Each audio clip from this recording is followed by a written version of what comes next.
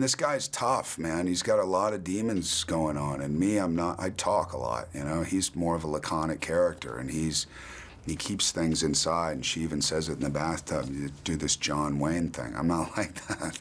But, so it was about containing everything.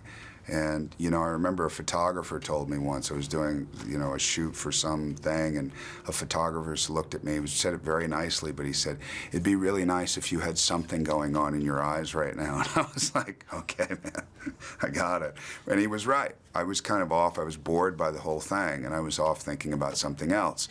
And I think with Eric, he constantly had, you know, it was like this puzzle that he was constantly trying to put together, you know, within his own life. And then he also had this puzzle of wanting these guys to become certified hotshots, and then he wanted to move on beyond that. And, you know, so he's always, it's always this labyrinth that he's following, you know, this emotional labyrinth that he's kind of traveling through, that I was happy with what I saw in my eyes, that there was something going on.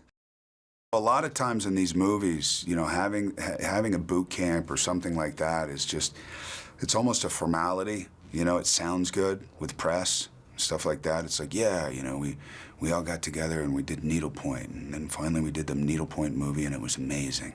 And we all got along great, and you should see it, you know? Whereas this movie has a lot more kind of emotional content to it, and more social content, you know?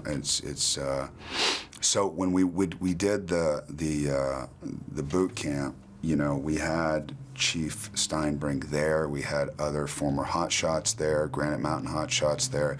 So they were really kind of skeptical at first, and I think it made us step forward instead of, you know, I think respectfully you want to kind of stay back and go, you know, I don't want to do something that you're going to find is unnatural or disrespectful or something like that.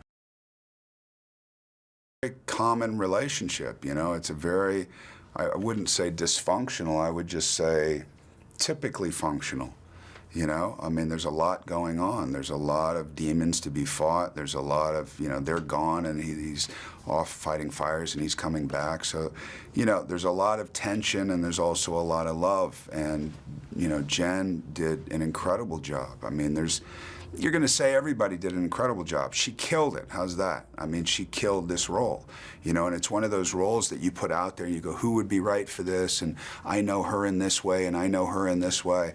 And thank God it was her. Thank God it was her. Like other people could have played this role, but it would have been very different. The dynamic that she and I had just worked very well within what we knew of Eric and Amanda.